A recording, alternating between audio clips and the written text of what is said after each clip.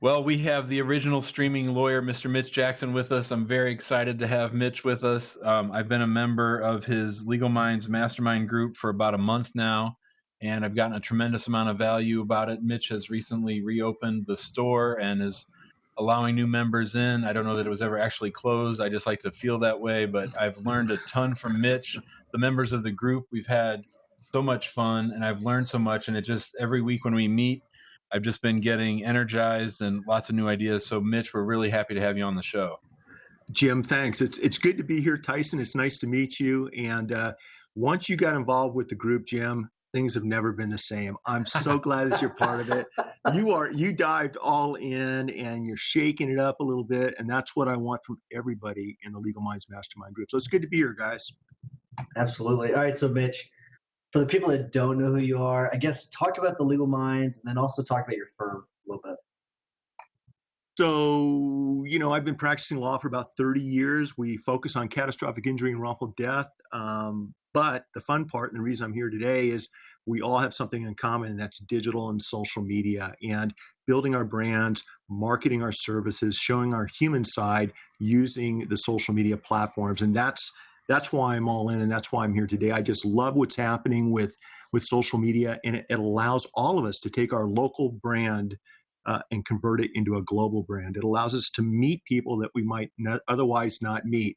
It allows us to help people and answer legal questions, not just one-on-one, but maybe 1 to 1,000. And so, back in 1996, we threw up our first front page website, and about 8 months later, our first seven-figure case came in through the internet via that website. And Tyson, we've never met before. I don't think we've met before, but I've never been accused of being the brightest bulb in the lamp. Okay. But when that happened, I'm like, there's something to this internet thing. And so I've been all in ever since with traditional blogging and your traditional bulletin boards and things like that. And then when social media came along, it really just opened up my eyes to building better relationships on a global level, helping answer questions, and frankly, showing another side to being a lawyer.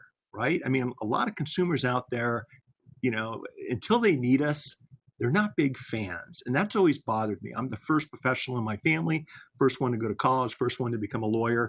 I married a lawyer. I love lawyers. I met my wife, my partner in law school, and I happen to know lawyers are really, really cool people. And so what I noticed with social is it allows us to show our human side and let the consumer feel comfortable enough with picking up the phone, dropping us an email, reaching out on a private Twitter DM, a Facebook Messenger, whatever it might be, and connecting with us as another human being.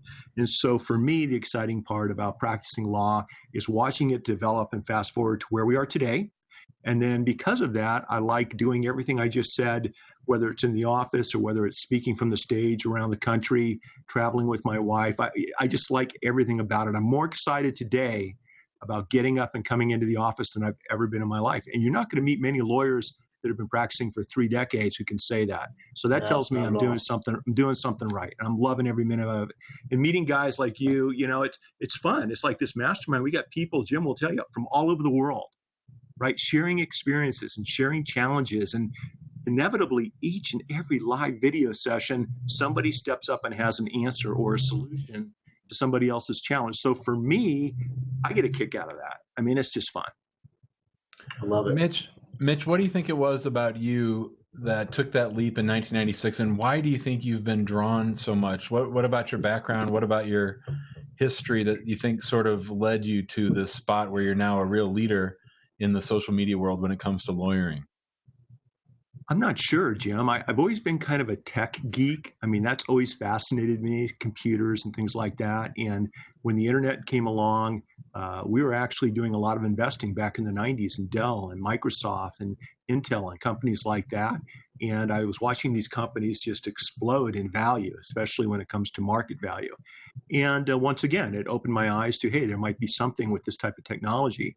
I've always been interested in doing different things. Growing up, in high school, I played traditional sports, football, baseball, tennis. uh, those types of activities. But I also raced motocross, and I raced motocross for 38 years. That was a little bit different than most people. In high school, I obtained my hang gliding license, which is an expert rating. There's a hill next to the football field at my high school, and I watched these guys fly off a mountain, and I just needed to do that. I needed to find out what it was like to fly like a bird. So I did that for about 10 years. Did a lot of scuba diving down the Sea of Cortez, Mexico with my dad. I've always done different things. And I think social media and digital, it's that same type of mindset, right? It's putting yourself out there, trying something new that a lot of other people aren't doing.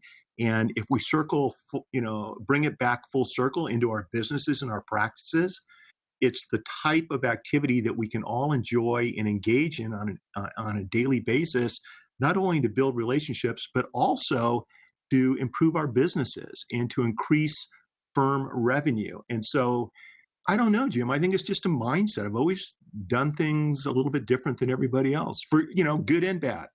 There's been a lot of, I'm going to go down this path, and it did not work out. I've failed a lot more than I've succeeded. And you'll hear a lot of entrepreneurs tell you that. So growing up in a family on a guest ranch in Tucson, Arizona, where my mom and dad had a guest ranch, and people from around the world would come and stay and play cowboy, for a week. We had guests like John Wayne, Walt Disney, Rock Hudson, Morley Safer from 60 Minutes, just to name a few people. And I was able to meet with these people and chat with them and kind of understand that the reason they were successful is because they did things different than everyone else in their industry. That's what allowed them to stand out. And Jim, as you well know, one of the things that I try to preach, or at least encourage, is for lawyers to do things differently than everyone else in town. If you're marketing your practice like everyone else, if you're trying your cases like everyone else, you're probably going about it the wrong way. If you want to stand out in today's noisy world, you've got to be unique. You've got to share your unique personality. You've got to be different. It doesn't mean you can't be professional, but what it means is, reach into yourself, figure out what's your interest, what's your passion, what's your hobby, what unique value do you bring to the table depending on the situation, and then just go for it. Give yourself permission just to put it out there and be yourself. Don't worry about what other people think, because there's enough people out there, especially on social media today, where they'll connect with you because you're different, because you're unique, not because you're like everyone else. So I think that's kind of all part of the mindset that I've become very comfortable with, good and bad. Jimmy, the first thing I've learned on this podcast is that Mitch has much cooler parents than us. That's the start. But Mitch, tell us, how do you manage your time? I mean, I'm so impressed. You're always on Facebook. You're always doing something, and you're traveling all over the country, and you have the legal masterminds. You've got a really successful firm. I mean, how do you manage all that? I work my ass off. I wish I had a secret answer to that. Seriously, Tyson. And by the way, I'm not that type of parent. Lisa and I are not that type of parent with our kids, for safety reasons. And you're right. I look back, I'm like, how the heck did I make it through all of that? Listen, here's the thing. I intentionally, when I come into the office, I don't separate practicing law from building my brand. I don't separate working on a file and dealing with clients from social media and the digital platforms. For me, there's a big blur. It's a legal, business, entrepreneurial, social blur. And so all day long, I've got, the system running. I'm connected. I'll work on my pleadings for 30 minutes, push them aside, hop on digital for 10 or 15 minutes, update the platforms. I'll try to listen to what's happening. I'll try to share good value. I use technology, for example, Buffer, to try to share and schedule interesting posts to different portions of my audience throughout the course of the day. So it's just a matter of rolling your sleeves up, working your butt off, and just trying to connect with as many different people as you can and add as much value as you can. Tyson, I tried a lot of cases, and I'll have young lawyers come down to the courthouse and watch us try a case. And if we're fortunate to get a good verdict for a client, they'll come in and just watch the closing argument, okay? And when it's all said and done, they'll come over and, where did you learn how to do that? Or how did you come up with that argument? I mean, they're looking for an app or an easy solution. And what I tell them is it came from literally, 20, 25, 30 years of doing this and learning what works and making mistakes and learning from your bad decisions and out hustling and out working the other side.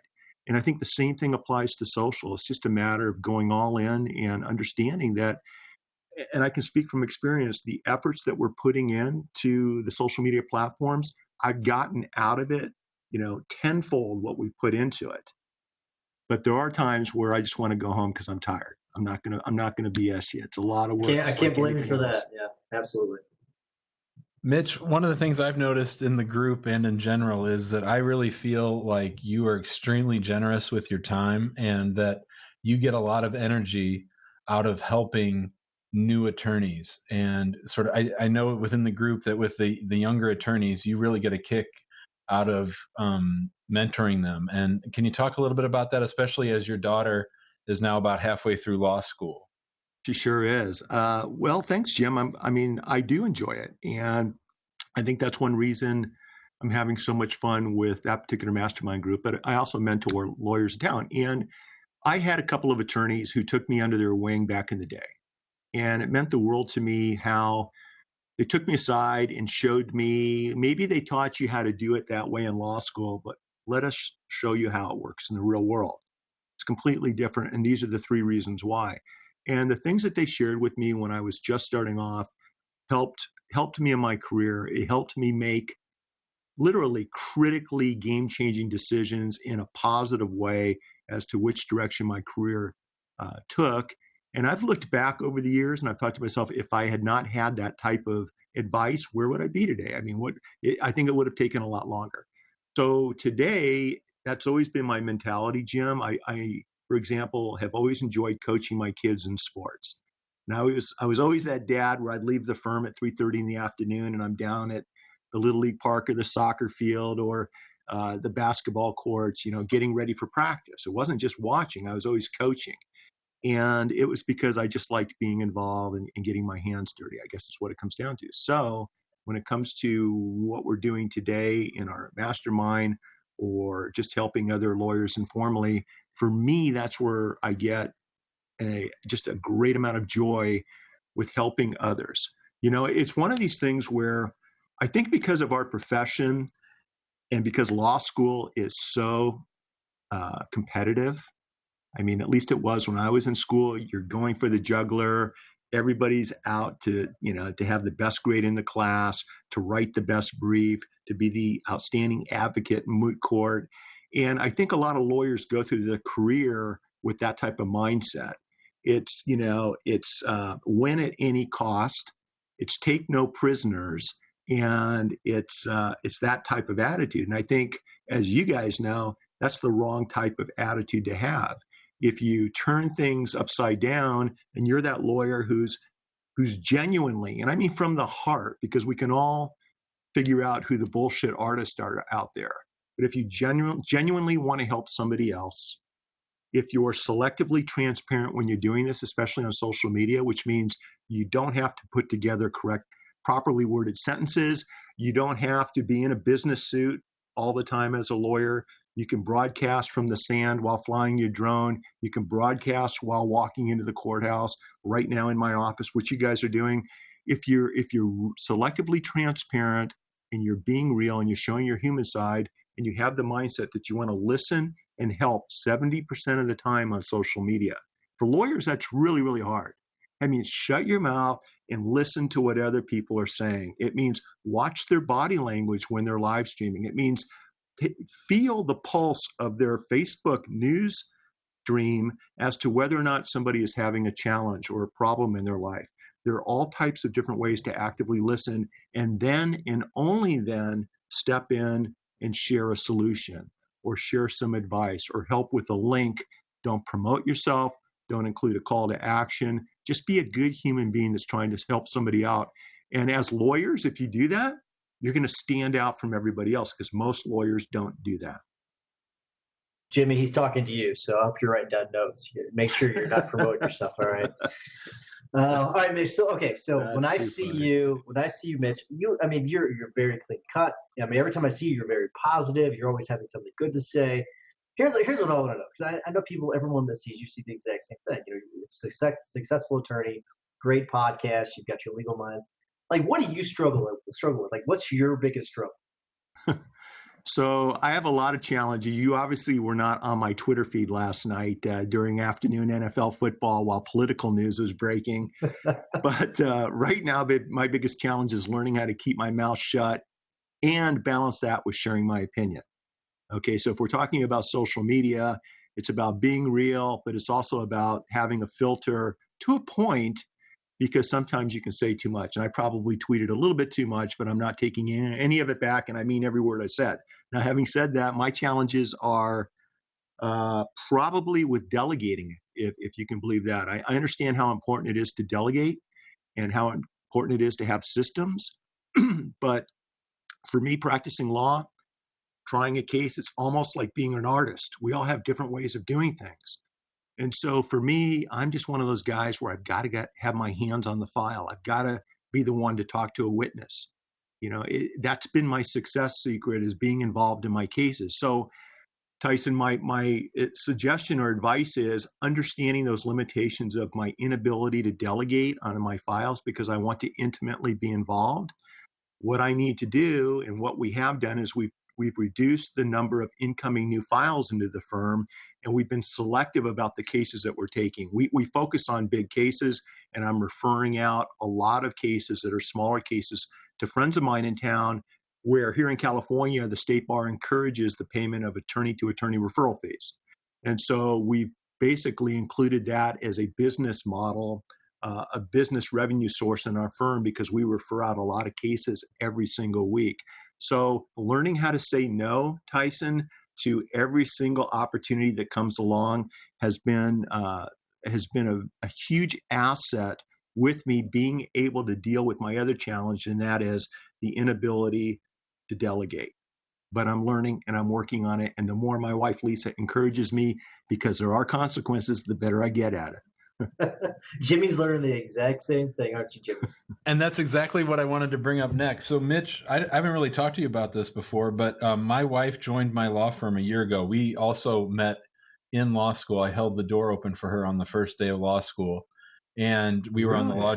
Yeah, we were on the Law Journal together. So you and Lisa started your firm, I think, pretty early on. What advice do you have for someone like me who is now working with his spouse? What have you learned, and what tips do you have for me, if any?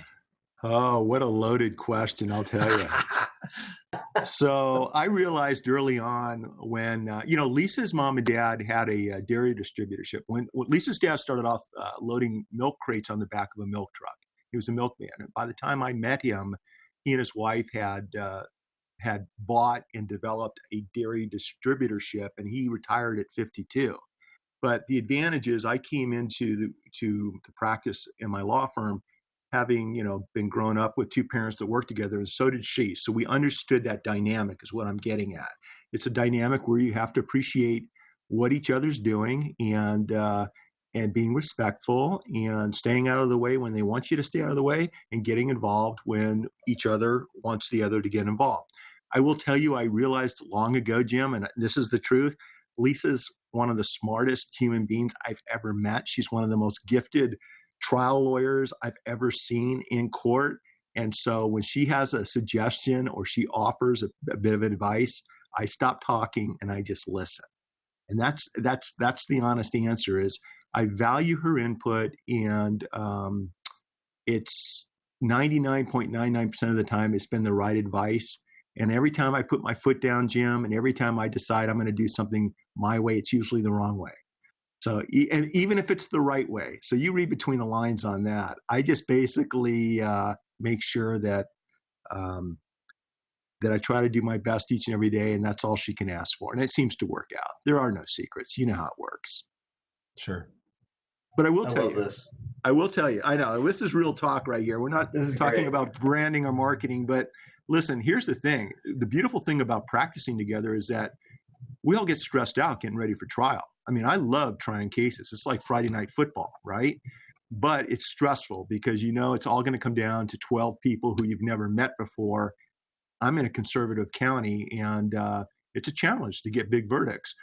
So Lisa knows when I'm stressed, and she goes out of her way to make sure that everything's taken care of and that she's running with the ball and everything else. And it really helps me out.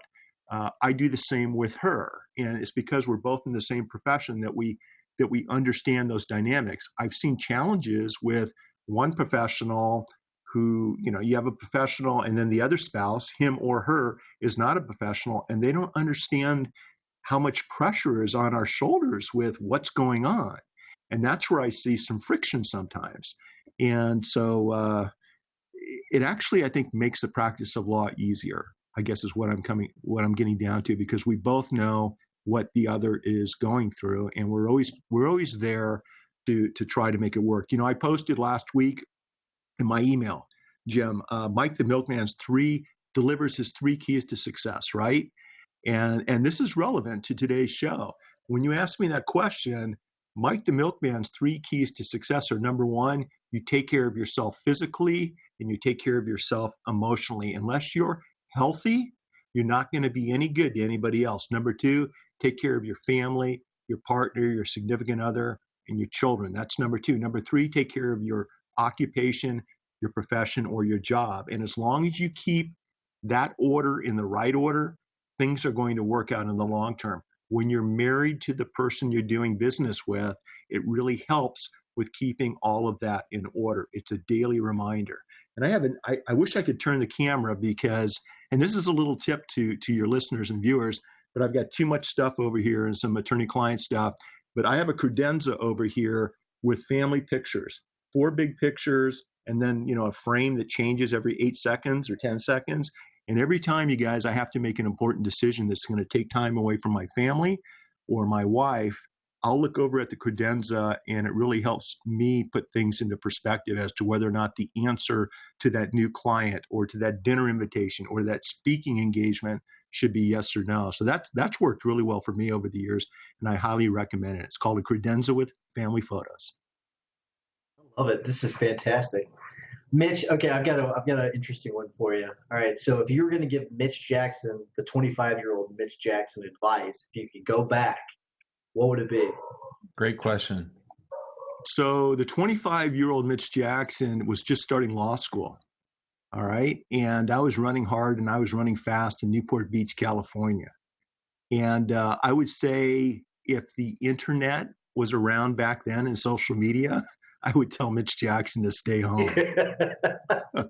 Tyson, we haven't met before, but I love your attitude, man. You're just throwing, it's one of those things where things have changed, right? And I got out of the University of Arizona. I managed to squeeze a 4-year degree into a 5-year experience. And my roommate was the original Van Wilder of the U of A. He took him 9 years to graduate, and he wouldn't have changed a thing anyway.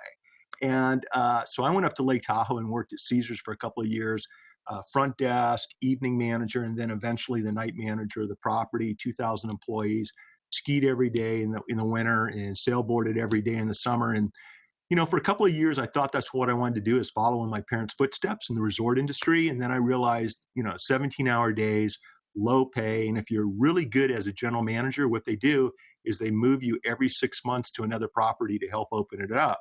That's not very conducive to a healthy family situation. So I moved back to Tucson and met a lawyer up in Tahoe that convinced me, Mitch, this is what you want to do. Go to law school now before you have too many financial commitments and a large overhead. It's just easier to do it now when you're young and stupid, right? So I went back to Tucson to study for the LSAT and started law school at 25. Moved back out to California to go to school, and didn't know anybody in town except one person. But we used to play around a lot. And it was all good stuff, sailboarding off of Newport Beach, doing a lot of motocross racing in Southern California. We have great tracks on the other side of Lake Elsinore. So I did a lot of that kind of stuff. And I think my advice, today would be to slow down just a little bit, maybe focus a little bit more on school, because although I did get lucky once I got out of school and managed to make things happen, I think it was luck more than anything else. And I'd rather have my future a little bit more, in my control, as opposed to what I do perceive to be a little bit of luck involved. So How about you guys? What changes would you guys make looking back? That's a loaded question, and I'm curious what you guys would do differently, if anything. Jimmy, go for it. I would have gone out on my own sooner. I love owning my own firm. I'm like you, Mitch. I'm energized to come to work almost every day. I would have gotten involved in the internet sooner. I think that you being on the web in 1996 was tremendous. And, I just love all the stuff that's going on right now. And frankly, when I hear about the future, when you start talking about AI and all that other stuff, it just sort of makes my head hurt. I'm struggling, or not struggling, but I'm enjoying the technologies that exist today. So I would have just encouraged myself. I was right in that area. I had a Commodore 64 when I was a kid. I was on chat rooms and I loved all that stuff. So I would have merged those two things sooner. I think what I would have done is I would have gotten into video whenever I thought I should have gotten into video. Because I mean, Jimmy and I, we were still ahead of the curve, but I mean, Right. we would have been light years ahead of the curve. Because sometimes you see an idea and you know it's the right idea, but you wait, and I waited. I should have gotten into it whenever I knew it was the big thing, and I didn't. But we're still doing okay. I mean, the videos are doing really well, but I think I missed it by about 2 years. It should have been 2 years earlier. So here's the thing, though. Think about this. The three of us are, whether you think it or not, we're 99.99% of all the other lawyers and professionals out there. Okay? They're not using digital. They're not using social. And you need to give yourselves a pat on the back. You guys are already knee deep in this stuff, and it's changing quickly. What was around 5 or 6 years ago really isn't even applicable anymore, other than the people skills side of it. So the fact that you guys are all in right now, 5 years from now, I mean, you're going to be so far ahead of the curve. It's unbelievable. And you need to realize that. I think it's really important. So that's a great point, and we've been back and forth about that. I want to riff on that a little bit. So Mitch, Tyson and I have bounced back and forth while we've had this podcast on for over a year now. Do you think that we are, and we don't really have a big agenda with the podcast itself. We're just doing it for fun. We like talking about this stuff. We get energized by each other, and we thought we'd sort of share our conversations with the world. But do you think that our time and energy is better spent focusing on attorneys who already get it, or is our better path to educate the attorneys who don't necessarily get it already? Does that make sense? It does, and I would just be true to my song. In other words, do what the two of you enjoy doing it, and the why behind why you guys are doing this, keep doing it. Don't worry about trying to tailor your message to a particular market. Look, here's the problem. Lawyers are a hard sell when it comes to social media and digital. And I'll let you guys in on a little secret. About 4 or 5 years ago, I gave up. Uncle. I mean, honestly, I have friends of mine that if they were on social and if they were doing with their personalities, if they were doing a podcast or a live stream, they would be killing it. Okay. They would be known around the world, but it's just not for them. They don't get it. And I'm just done trying to preach to them why they need to incorporate, podcasting into their daily routine, because they'd be superstars right now. What I found to be enjoyable is just, sharing, doing your podcast, why you guys like to do it, for the reasons that are personal to each of you, and everything else will fall into place. I don't know who your podcast audience is other than, just listening to a few of them and checking out the website and Jim talking to you, on some of our other platforms.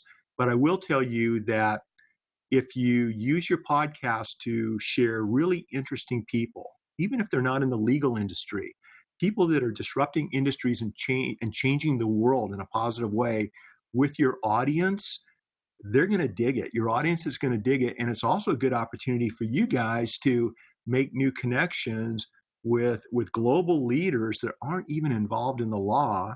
And those connections will result in relationships. Those relationships will result in referrals, in ongoing and new business. I mean, there are just so many parameters to doing a podcast. So, it's not